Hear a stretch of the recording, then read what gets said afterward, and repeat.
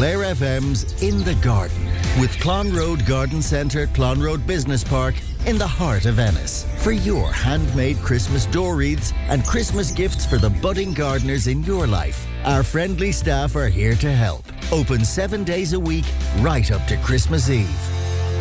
And joining me for In the Garden, it is Judy Beck from the Clonroad Garden Centre. Good morning to you, Judy. Good morning, Alan. Thank you very much for likewise. And you are well wrapped up. Is it cold out there?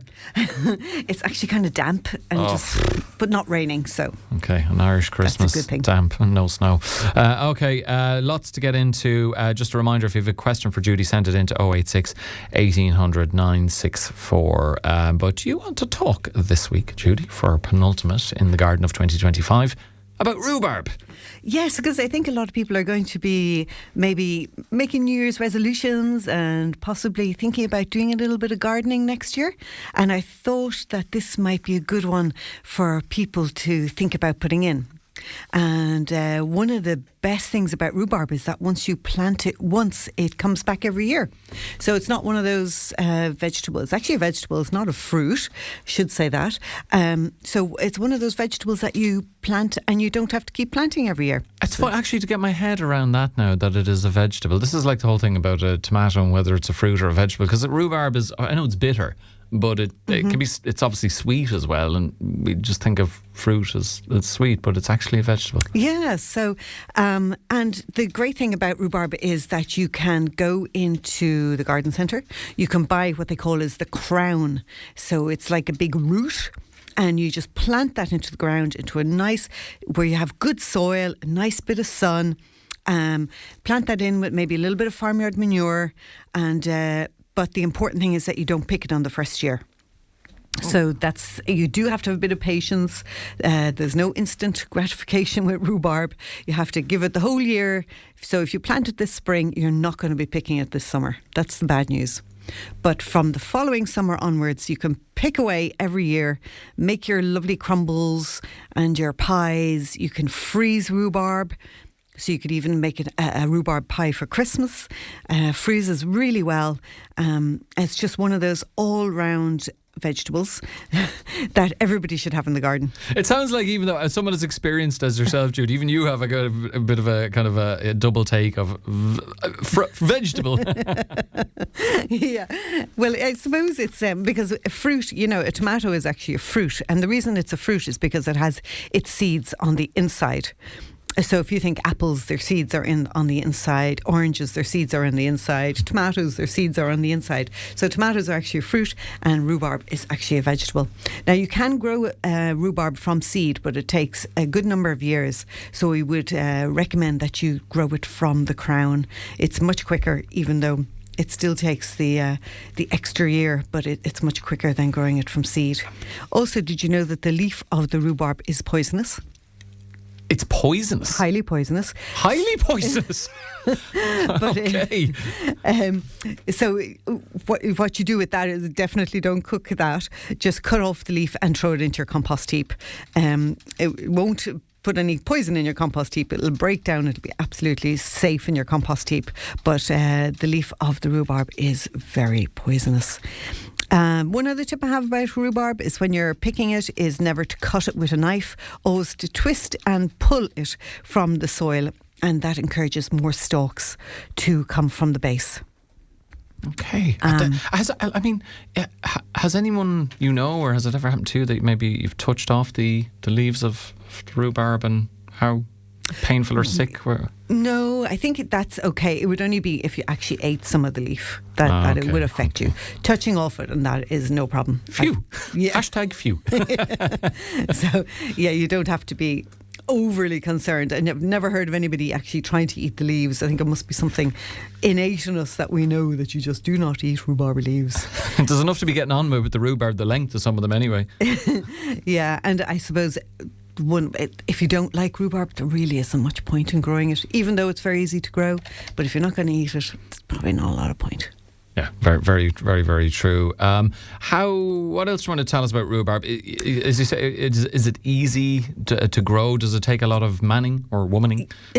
Actually takes very little, but one thing about rhubarb is remember to give it plenty of space. So they can grow, give it about 3 feet of space for each crown that you put in, and of course, depending on how much you like rhubarb or how much you want to share with your friends and neighbours, you probably don't need much more than a couple of crowns of rhubarb.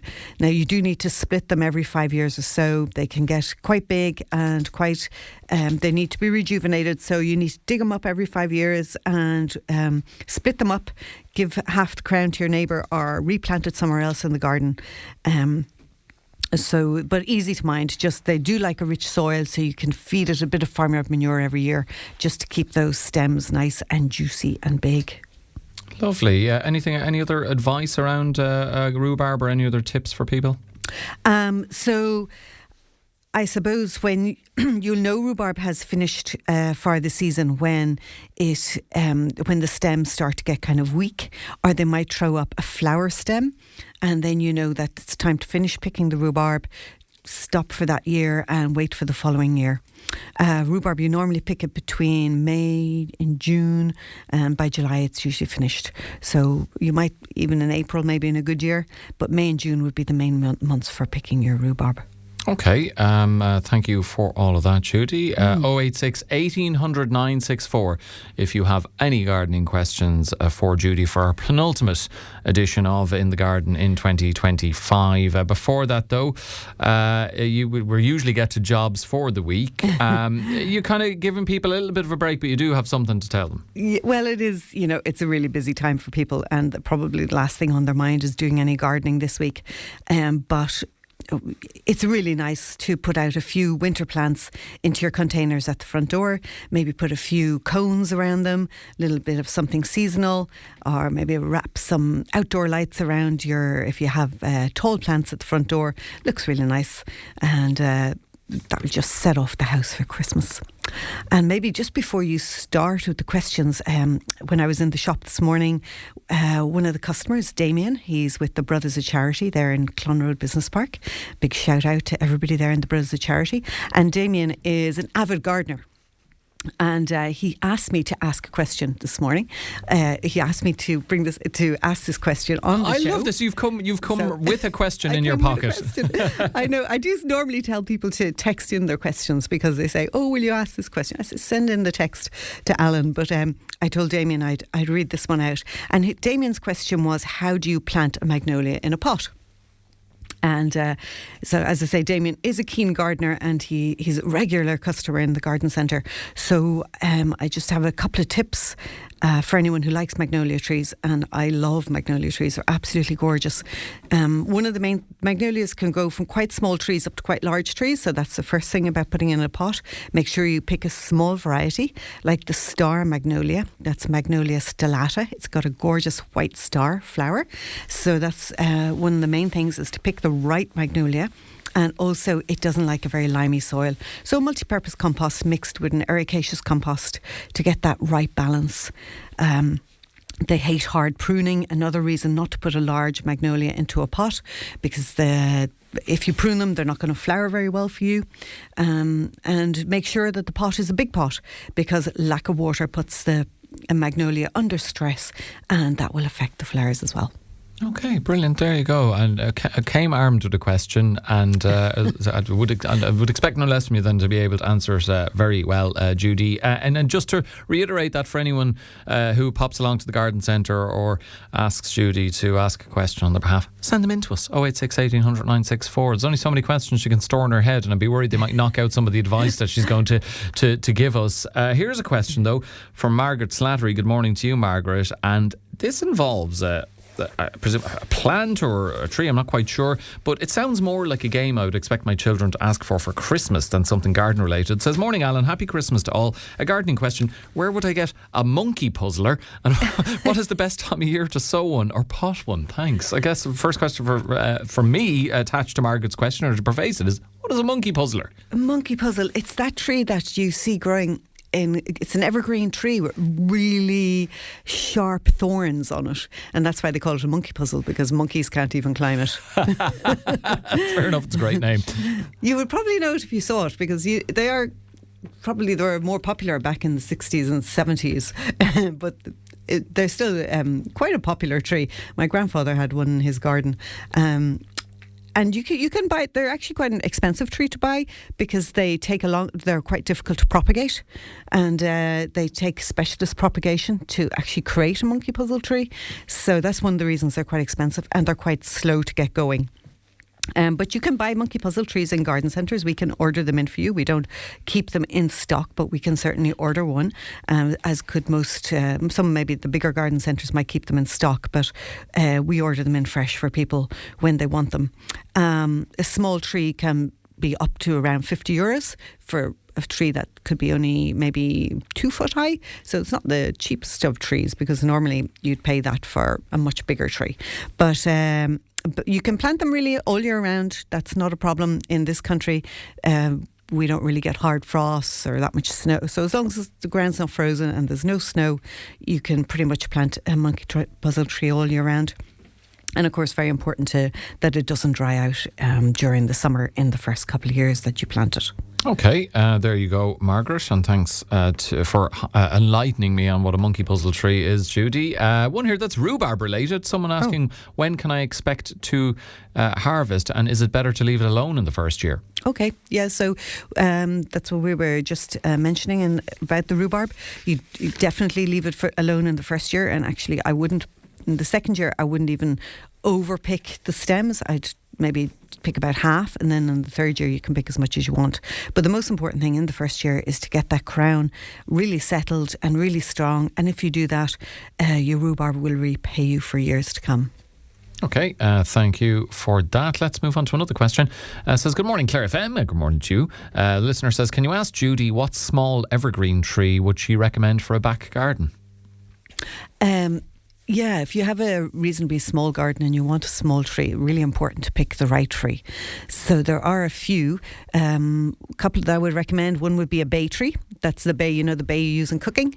So it's got dual purpose, nice tree, but also you can pick the leaves to put into your to use in the kitchen. Another one would be the olive tree. Now we don't actually get the olives. We don't have the right climate to get the actual olives growing, but it makes a really nice small evergreen, suitable for a pot as well, as is the bay tree. There's a few cotoneasters you can use that are grafted onto a small stem to ensure they don't grow too big. Lovely evergreen, gets white flowers in the spring. It's very good for pollinators, and gorgeous red berries in the winter. And there's also, my last one that I can think of off the top of my head at the moment would be the California lilac. You can get a tree version of that, slightly bigger than the other ones I mentioned, but still suitable for a small garden and can be pruned. Gets gorgeous blue flower, lovely shiny dark green leaf, suitable for small sheltered gardens. Okay, one here asking, is it still worth feeding or mulching beds at this time of year, or should that wait until spring? It almost feels like the end of that question is a hopeful. Please, Judy, give me the first part of 2026 off, please. No, you can definitely do that actually at the moment. So when you're putting down a mulch or feed at this time of year, you just lay it on top of the ground and let it slowly, the worms will come up and get it and pull it down into the soil. So definitely never too late really to mulch. You can mulch at any time of year, and mulching of course not just feeds the soil but it also keeps the weeds at bay. So you're getting a head start on 2026 and keeping those weeds away. Okay, lovely. And then the last one here. Mm-hmm. How can I best protect tender plants from frost over the next few months? Best thing to do, and good idea to buy this now in the next week before places are closed up for the holidays, but the best thing to do is to buy frost fleece. So it's like a duvet for your tender plants. If you don't have a glass house or somewhere to bring them in to protect them, you can get a frost fleece. And if they're in the ground, you can't bring them into the glass house anyway. So it's like you just wrap the fleece around them and that protects them for the winter. Really good. It's not expensive and really good to ensure you save your plants for next year. Brilliant stuff. Judy, thank you very, very much. If you ever have any gardening questions for Judy, I always say it, not just on the Mondays, but any day during the week. We will compile them. And if you're approaching Judy in the Clonroad Garden Centre any day of the week and you have a question for her, take heed of her message to please send them to 086 1800 964, because there's only so many she can remember. It's big, but at least we'll have them on record here and I can put them to her. Judy, thank you very much. Oh, thanks, Alan. We'll let you get back to said Garden Centre, and Judy will be with us again next Monday for the final edition of In the Garden of the Year.